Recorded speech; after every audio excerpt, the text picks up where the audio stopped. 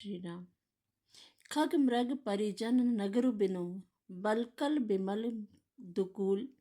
नाथ सात सुर सदन, संपरन साल सुख मूल। हे नाथ, आपके साथ पक्षी और पशु ही मेरे कुटुंबी होंगे। वन ही नगर और वृक्षों की छाल ही निर्मल वस्त्र होंगे। पर्णकुटी पत्तों की झोपड़ी ही स्वर्ग के समान सुखों की मूल होगी। बन देवी बन देव उदारा, करिहहि सासु ससुर समसारा। कुश किसलय साथरी सुहाई, प्रभु संग मंजु मनोज तुराई। उदार हृदय के वन देवी वन देवता ही सास ससुर के समान मेरी सार संभार करेंगे। और कुश और पत्तों की सुंदर साथरी बिछौना ही प्रभु के साथ कामदेव की मनोहर तोषक के समान होगी। कंद मूल फल अमीय आहारु, अवध सौद सत सरिस पहारु। छिनु छिनु प्रभु पद कमल बिलोकी, रही हूँ मुदित दिवस सिमि कोकी। कंद मूल और फल ही अमृत के समान आहार होंगे, और वन के पहाड़ ही अयोध्या के सैकड़ों राजमहलों के समान होंगे। क्षण क्षण में प्रभु के चरण कमलों को देख देख कर मैं ऐसी आनंदित रहूंगी जैसे दिन में चकवी रहती है। बन दुख नाथ कहे बहु तेरे, भय विषाद परिताप घनेरे। प्रभु वियोग लवलेस समाना, सब मिली हो ही न कृपा निधाना। हे नाथ, आपने वन के बहुत से दुख और बहुत से भय विषाद और संताप कहे, परंतु हे कृपा निधान, वे सब मिलकर ही प्रभु के वियोग के लवलेश के समान भी नहीं हो सकते। अस जिए जानी सुजान सिरोमणि, लेई संग मोही छाड़िए जनी। बिनती बहुत करो का स्वामी, करुणा मैं और अंतर जामी। ऐसा जी में जान कर हे सुजान शिरोमणि, आप मुझे साथ ले लीजिए, यहाँ ना छोड़िए हे स्वामी। मैं अधिक क्या विनती करूं, आप करुणा में हैं और सबके हृदय के अंदर की जानने वाले हैं। राखिए अवध जो अवधि, लगी रहत न जानी अहि प्राण। दीन बंधु सुंदर सुखद, सील सन्हे निधान। हे दीन बंधु, हे सुंदर, हे सुख देने वाले, हे शील और प्रेम के भंडार, यदि अवधि 14 वर्ष तक मुझे अयोध्या में रहते हैं तो जान लीजिए कि मेरे प्राण नहीं रहेंगे। मोही मग चलत न होई ही, हारी छिनु छिनु चरण सरोज निहारी। सभी भांति पिय सेवा करी हो, मार्ग जनित सकल श्रम हरि हो। क्षण क्षण में आपके चरण कमलों को देखते रहने से मुझे मार्ग चलने में थकावट न होगी।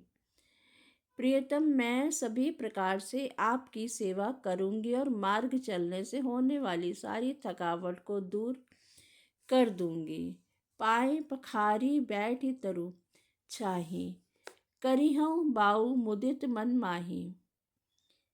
श्रम कन सहित श्याम तनु देखे, कह दुख सम प्राणपति देख पेखे। मैं आपके पैर धोकर, पेड़ों की छाया में बैठकर, मन में प्रसन्न होकर हवा करूंगी, पंखा झलूंगी।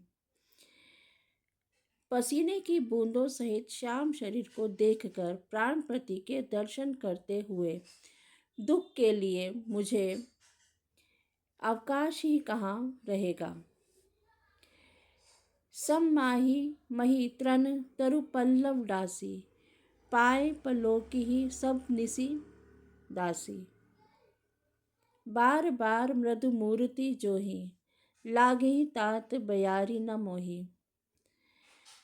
समतल भूमि पर घास और पेड़ों के पत्ते बिछा कर यह दासी रात भर आपके चरण दबाएगी। बार बार आपकी कोमल मूर्ति को देखकर मुझको गर्म हवा भी न लगेगी। को प्रभु संग मोहि चितव निहारा, सिंधु बंधु ही जिमि ससक सियारा। मैं सुकुमारी नाथ बन जोगू, तुम ही उचित तप मोह कहू भोगू।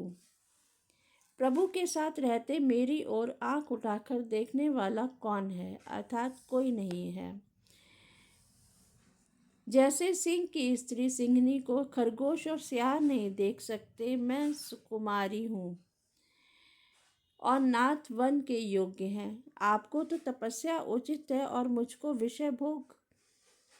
ऐसे वो बचन कठोर सुनी जो ना हृदय बिलगान, तो प्रभु विषम वियोग दुख सही है पावर प्राण। ऐसे कठोर वचन सुनकर भी जब मेरा हृदय न फटा, तो हे प्रभु मालूम होता है ये पामर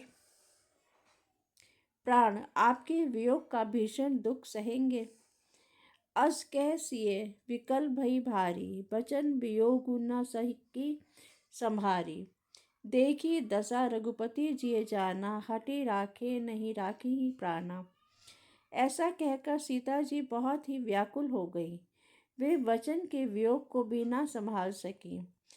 अर्थात शरीर से वियोग की बात तो अलग रही, वचन से भी वियोग की बात सुनकर वे अत्यंत विकल हो गई।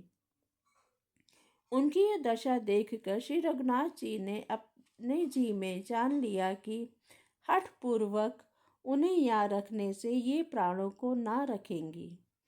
कहियो कृपाल भानुकुल नाथा, परिहरि सोचु चलो बन साथा।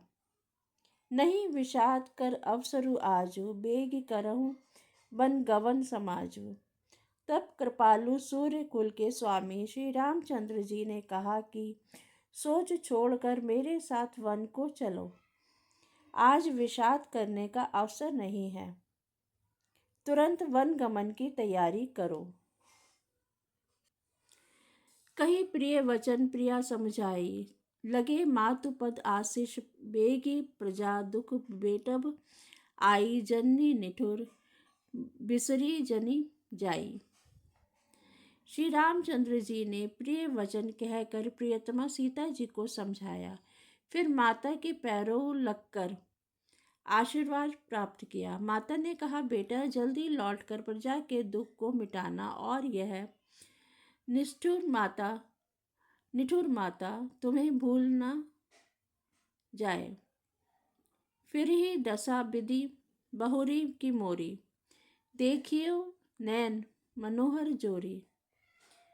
सुदिन सुघरी तात कब होही, जननी जियत बदन बिदु जोही। हे विधाता, क्या मेरी दशा फिर पलटेगी? क्या अपने नेत्रों से मैं इस मनोहर जोड़ी को फिर देख पाऊंगी? हे पुत्र, वह सुंदर दिन और शुभ घड़ी कब होगी जब तुम्हारी जननी जीती जी तुम्हारा चांद सा मुखड़ा फिर देखेगी। बहुरी बच कही लालू कही, रघुपति रघुबर तात। कभी बुलाई लगाई हिय, हर्षि निरखी हूँ तात गात। हे तात, वत्स कहकर, लाल कहकर, रघुपति कहकर, रघुवर कहकर मैं फिर कब तुम्हें बुलाकर हृदय से लगाऊंगी और हर्षित होकर तुम्हारे अंगों को देखूंगी।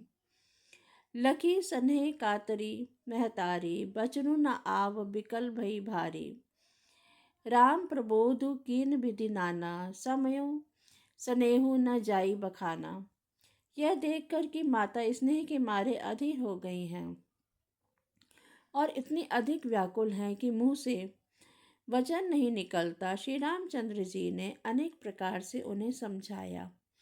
वह समय और स्नेह वर्णन नहीं किया जा सकता। तब जानकी सासु पगलागी, सुनिए माए में परम अभागी। सेवा समय दय बनु दीन्हा, मोर मनोरथ सफल न कीन्हा। तब जानकी जी सास के पांव लगी और बोली, हे माता सुनिए, मैं बड़ी ही अभागिनी हूँ। आपकी सेवा करने के समय देव ने मुझे वनवास दे दिया, मेरा मनोरथ सफल न किया। तजब छोभु जनि छाड़िय छोहु, कर्म कठिन कछु दोषु न मोहु। सुनिए सिए बचन सासु अकुलानी, दशा कवनी विधि कहो बखानी। आप क्षोभ का त्याग कर दें, परंतु कृपा न छोड़िएगा। कर्म की गति कठिन है, मुझे भी कुछ दोष नहीं है। सीता जी के वचन सुनकर सास व्याकुल हो गई। उनकी दशा को मैं किस प्रकार बखान कहूँ। बारही बार लाई उर लीन्ही, धरी धीरजु सिख आशीष दीन्ही। अचल हो अहि बात तुम्हारा, जब लगी गंग जमुन जलधारा। उन्होंने सीता जी को बार बार हृदय से लगाया और धीरज धरकर शिक्षा दी और आशीर्वाद दिया कि जब तक गंगा जी और यमुना जी में जल की धारा बहे, तब तक तुम्हारा सुहाग अचल रहे। सीत ही सासु आशीष सिख दीन ही अनेक प्रकार, चली नाई पद पदुम सिरु, अतिहित बारही बार। जय श्री राम।